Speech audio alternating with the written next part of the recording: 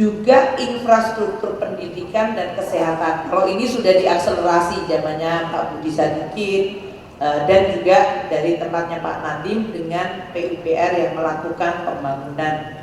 Penyediaan rumah murah menjadi salah satu hal yang akan ditingkatkan, dan di dalam anggaran infra ini adalah untuk keberlanjutan IKN serta transformasi ekonomi, terutama untuk membuka daerah-daerah industri baru. Kesehatan akan mencapai 197,8. Nanti Pak Menteri Kesehatan bisa menjelaskan program-program apa saja. Ketahanan pangan menjadi salah satu perhatian dari Presiden terpilih, dan oleh karena itu 124,4 triliun. Di sini selain apa yang sudah dilakukan oleh kementerian terkait, juga untuk lumbung pangan, akses pembiayaan petani, dan penguatan cadangan pangan nasional. Dan terakhir hukum dan HAM, Hankam 372,3 triliun. Ini untuk berbagai modernisasi alutsista kita, Alpha-Hankam, penguatan TIK, dukungan dari industri strategis, dan kegiatan operasional hukum dan Hankam. Untuk program prioritas Presiden terpilih makanan bergizi gratis yang 71 triliun sudah ada di sini. Nanti akan dijelaskan oleh tim dari makanan bergizi gratis yang sekarang terus disempurnakan. Tujuannya adalah untuk menciptakan anak yang cerdas, tapi juga multiplier ekonomi di lokal juga akan ditekankan, yaitu UMKM-nya makin berdaya dan ekonomi daerah bisa bergerak.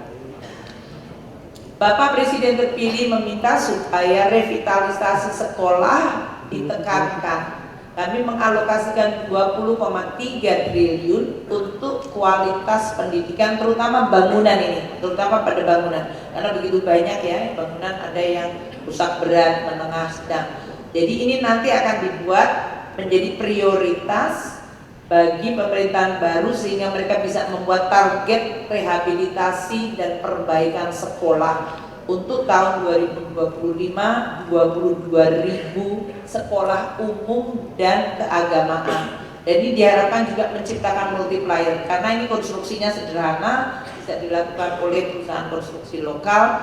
Kita mengharapkan ada dampak terhadap growth maupun terhadap penciptaan tenaga kerja hingga 178.000. Kemudian ketahanan pangan menjadi perhatian dari dari Presiden terpilih.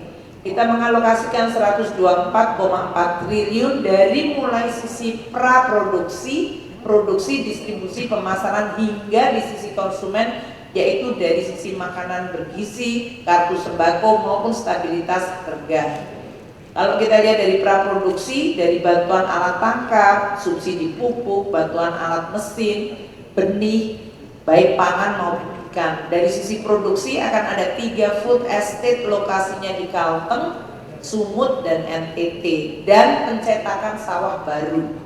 Ini akan pengembangan kawasan padi, jagung, dan tadi infrastruktur seperti bendungan, jaringan, distribusi, terutama untuk perbaikan jalan, akses supaya tidak menimbulkan harga yang bergejolak. Dan dari sisi pemasaran serta stabilisasi harga, hingga tadi yang saya sampaikan konsumen. Kita juga akan memberikan melalui KUR UMKM, terutama untuk UMKM maupun untuk petani. Ini yang sudah selalu dikoordinasikan dengan Pak Menko selama ini. Gerakan pangan murah di 39 lokasi akan dilakukan, ini terutama pada saat biasanya masa-masa paceklik. Ketahanan energi adalah prioritas yang juga penting dari Presiden terpilih. Kami mengalokasikan dalam hal ini 421 triliun dari sisi untuk meningkatkan subsidi angkutan penjangkauan maupun menjaga melalui berbagai instrumen fiskal agar produksi minyak dan gas meningkat. Waktu itu Menteri SDM minta supaya cost recovery 2017 melalui PP 27 diubah menjadi PP 53 dalam bentuk gross split, dan rezim perpajakannya diubah.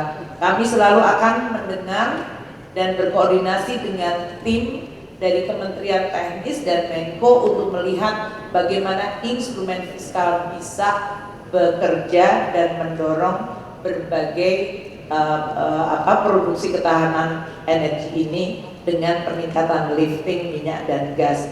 Renewable energy, energy transition mechanism sudah diintroduce dan ini juga membutuhkan banyak instrumen fiskal untuk transformasi energi hijau. Jadi kita juga akan terus menggunakan melalui instrumen tadi, insentif fiskal, subsidi maupun berbagai belanja intervensi yang lain. Hilirisasi selain dari sisi tambang juga dari sisi sawit, dan ini juga merupakan salah satu andalan dari Republik Indonesia. Kita akan menggunakan terus-menerus instrumen fiskal, pajak ekspor, tarif biaya keluar, naik turun, dan penggunaan untuk B35 hingga bahkan sekarang akan B40 ya Pak ya, B40. Itu untuk stabilisasi harga maupun untuk terus mendorong hilirisasi maupun dari sisi renewable energy. APBN 2025 pendapatan negara akan mencapai 2.996,8 triliun, itu artinya naik 12,32%. Itu tax ratio naik 6,4% dari tahun ini, dan kita akan terus melakukan yang disampaikan melalui undang-undang HPP, yaitu reform dari sisi legislasi peraturan, peningkatan tax ratio, pelaksanaan core tax system yang kita harapkan bisa mulai live akhir tahun ini, perbaikan CISA, dan meningkatkan SIMBARA, compatibility dengan digital dan sistem perpajakan global harus kita antisipasi karena rezim pajak global ini menjadi sangat fokus dan menjadi perhatian banyak sekali negara-negara yang sekarang juga sedang berkontestasi politik. Reformasi untuk pengelolaan SDA dan barang milik negara juga diharapkan makin meningkatkan penerimaan non pajak, bukan pajak, dan pajak bea cukai bisa juga dalam bentuk insentif, tidak dipungut atau ditanggung pemerintah supaya bisa menciptakan insentif bagi sektor-sektor tertentu. Belanja pemerintah untuk pusat mencapai 2.693,2 triliun. Kalau teman-teman wartawan lihat, yang merah itu adalah belanja KL dan yang biru adalah belanja non KL. Kenapa belanja KL-nya relatif lebih kecil 976 dibandingkan tahun ini yang diperkira adalah 1090? Ini karena kita menghormati untuk presiden terpilih nanti untuk melakukan improvement. Makanya belanja KL relatif, kecuali yang sudah dari presiden elect, presiden terpilih menyampaikan ingin melakukan A, B, C.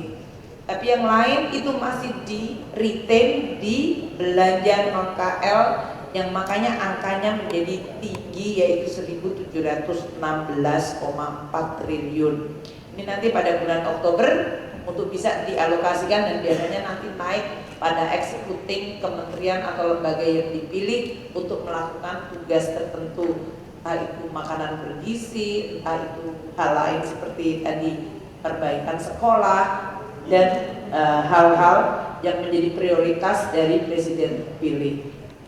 Belanja akan terus diakselerasi, efisiensi belanja terutama belanja barang dan operasional pemerintah harus terus ditingkatkan, belanja modal untuk bisa terus meningkatkan produktivitas, dan subsidi serta perlindungan harus makin tepat sasaran seperti yang memang menjadi target dari pemerintahan presiden terpilih. Transfer ke daerah akan meningkat 919,9 triliun, ini naik 7,3%. Namun tidak hanya levelnya, tapi sinergi harmonisasi dengan fiskal pusat daerah itu penting sekali. Dan kegiatan ini yang didanai oleh TKDD diharapkan mampu menciptakan growth dan kesejahteraan, well-being, serta membuat daerah itu makin konvergen. Artinya transfer itu yang untuk daerah yang miskin memang diberi dengan formula lebih banyak, ada afirmasi dibandingkan daerah yang memang sudah maju, sehingga yang tertinggal bisa kemudian mengejar ketertinggalan. Kita berharap daerah juga meningkatkan kemampuan penerimaan pajak asli daerah, local taxing power, dan daerah juga mulai makin sophisticated untuk mengelola APBD-nya dengan pembiayaan inovatif.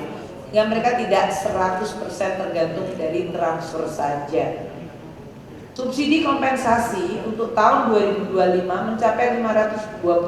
Kalau kita lihat subsidi energi dan kompensasi 394,3 triliun dan subsidi non energi 131,3. Kenaikan cukup tinggi pada subsidi non energi di bawah Bu, kelihatan naik. Itu terutama untuk tadi ketahanan pangan karena kita mengalokasikan hingga 9 juta ton pupuk subsidi. Ini kenaikan dari yang tadinya angkanya ada di 6 hingga 7 juta ton. Ini tentu perlu untuk tetap dijaga dari sisi ketepatan sasaran. Subsidi yang lain yang tetap LPG 3 kilo, solar, minyak tanah, dan subsidi listrik terutama untuk rumah tangga miskin dan rentan serta transisi energi akan dilakukan menggunakan anggaran untuk ketahanan energi ini. Kita juga memberikan yang subsidi non energi ini untuk masyarakat berpendapatan rendah, terutama untuk pembelian rumah. Ini yang kemarin menjadi salah satu isu untuk mengakselerasi 1 juta rumah untuk MDR, dan untuk tahun depan mungkin akan ada target baru yang akan ditetapkan oleh pemerintahan presiden terpilih. KUR akan terus disediakan subsidi untuk bunganya, baik untuk UMKM, petani, nelayan, dan kita juga masih menggunakan insentif pajak yang ditanggung pemerintah untuk sektor-sektor pilihan. Kalau kemarin perumahan, otomotif, itu nanti adalah presiden terpilih bisa menetapkan sektor mana yang akan menjadi sektor perhatian. Terakhir saya akan bicara tentang defisit. Tadi disampaikan defisit untuk 2025 adalah ada 2,53% dari GDP atau angkanya dari 600 ya 2,53%. Itu angkanya kayaknya salah nih. Oh, ini keseimbangan primernya yang biru 63 ya. Dia nggak menunjukkan angkanya yang di depan tadi posturnya 616. Keseimbangan primer akan mengalami sedikit widening 63,3. Kita berharap ini akan bisa tetap dijaga dan makin mengecil.